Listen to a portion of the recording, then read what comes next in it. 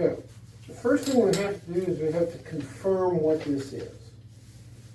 Because it almost certainly is lymphoma of some kind. Now, there are a lot of different kinds of lymphoma. The major breakdown is we divide them into something called Hodgkin's disease and non-Hodgkin's lymphoma. The vast majority are non-Hodgkin's lymphoma, probably 80 to 90%. But even within non-Hodgkin's lymphoma, there's many different kinds. And some of the treatments are a little bit different depending on what exact type of lymphoma it is. I would suspect that it is one of the more indolent, one of the more slow-growing lymphomas. And the reason I suspect that is because your spleen is enormous. If your spleen were to grow really quickly, if it were a high-grade lymphoma, a rapidly growing lymphoma, and it tried to expand the spleen to that degree very quickly, the spleen would rupture. So the fact that it's as big as it is tells us that this has been a slow-growing process that's had time to stretch the capsule around the spleen so it doesn't rupture. And it's diffuse lymphadenopathy is consistent with a lower grade, a slower growing. Now, slow growing though is a relative term. It could be really, really slow. It could be just moderately. So it could, it could still have a decent rate of growth. The first thing we do then is we need to make an exact diagnosis that involves a tissue diagnosis, some type of biopsy where we look at the tissue under the microscope and we can tell what it is. So probably the easiest thing to do would be to try to biopsy one of the lymph nodes. We would probably want to do that at the hospital with the radiology department. So like a CT-guided needle biopsy of one of these big lymph nodes. And I'll leave it up to them. There's nodes in the groin that are big. I mean, the trouble is the groin nodes a lot of times just don't tell you anything. There's a big mass sort of in the middle of the abdomen in front of the pancreas, but that's like way in the back. So they may even approach that from the back. But that would probably be the best mass to go over. We also need to do something called a bone marrow biopsy, which could be both diagnostic and prognostic and staging. So it could give us a diagnosis, but we need to, even if we know that this is lymphoma, we need to know if it is or is not in your bone marrow. Because if it is in the bone marrow, then we get you on treatment.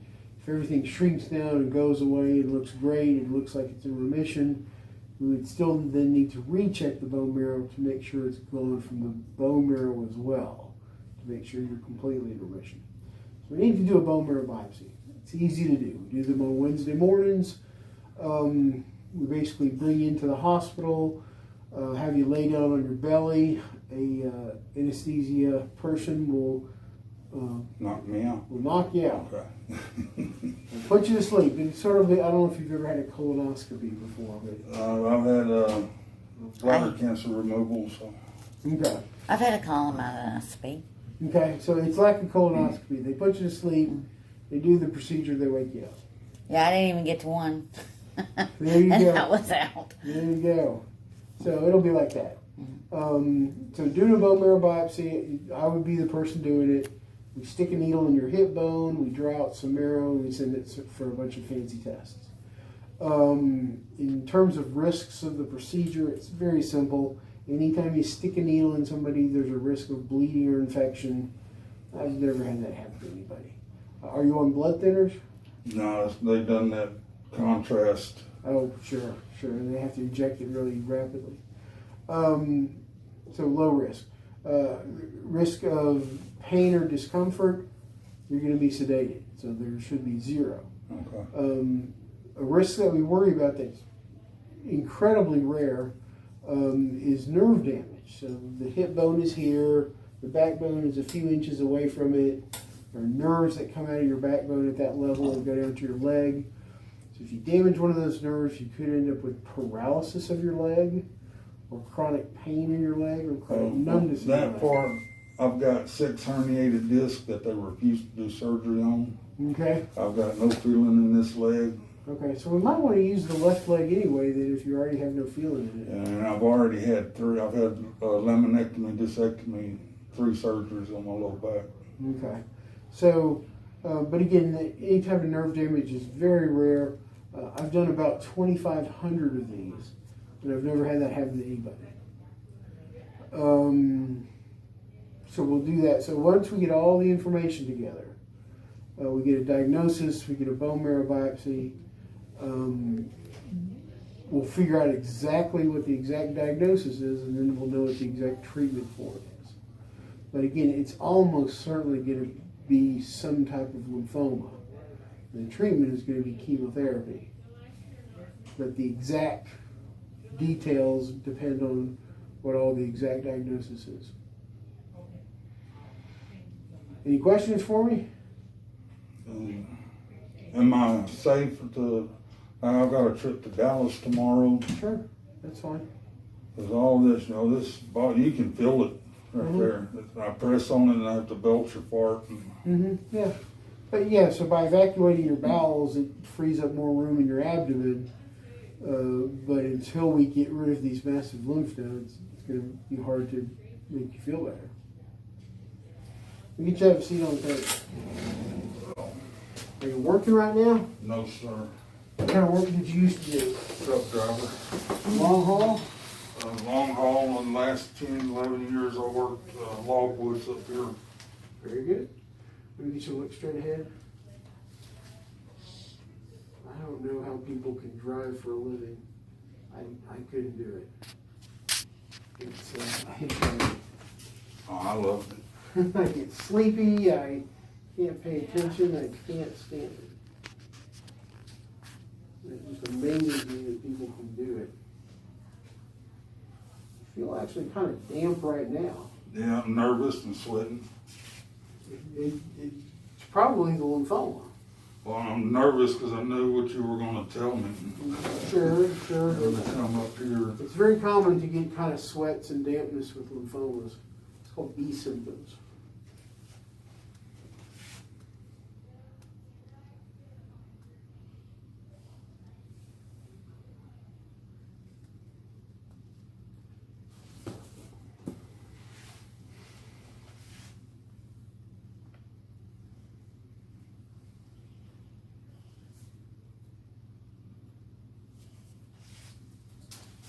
Because I've had 3 stents put in my right artery.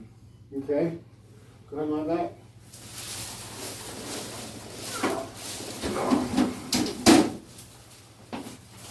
Try to relax your belly as much as you can.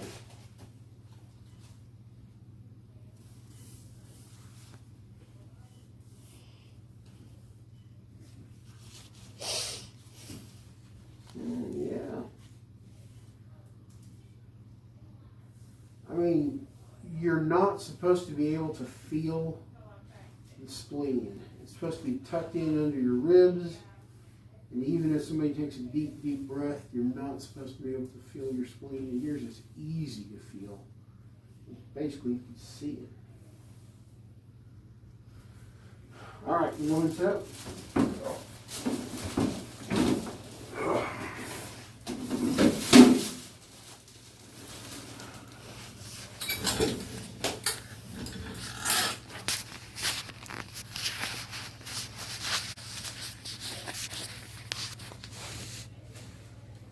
I would not be surprised if this was Hodgkin's disease, but you really can't know just by looking. What causes the spleen to do that? The lymphoma infiltrates the spleen. The spleen is part of your immune system. So these lymphocytes, these white blood cells that have become cancerous, they've become lymphoma cells, get stuck in the spleen because they circulate through it and it's part of the immune system. And then it just causes it to get engorged and causes it to get huge. I'm gonna draw some baseline blood tests on you as well.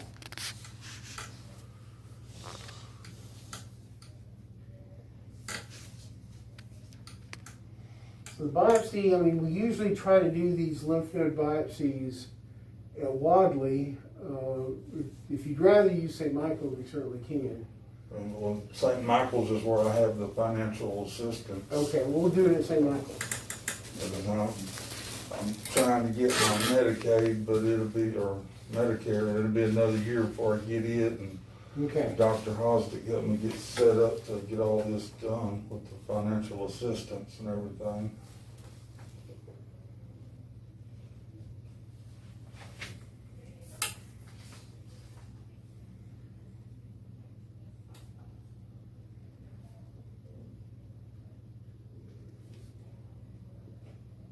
Yeah, I was worried about I was gonna die from a heart attack. Well, be optimistic. You still might. Thanks a lot. I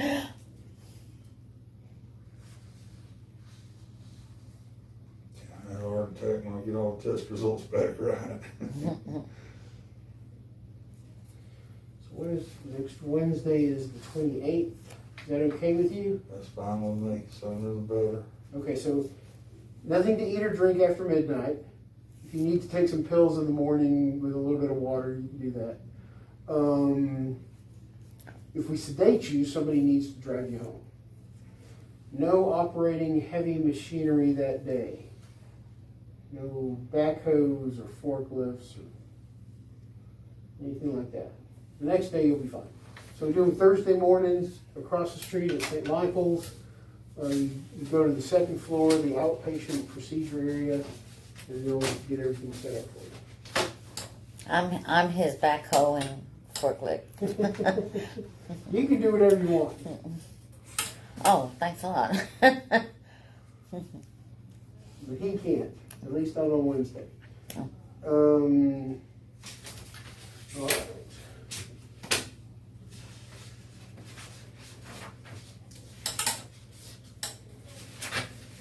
Come on out here, let me help you.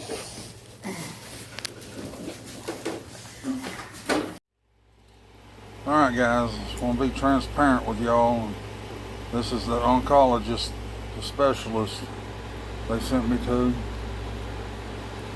You heard what he had said. I've got to go in for a biopsy and a bone marrow biopsy, which we'll get that done next week. But I just wanted to share this with y'all, and we'll keep y'all updated on everything that's going on, and see if we can't get well and get back to doing what we like to do. We appreciate each and every one of y'all, and we'll see y'all later.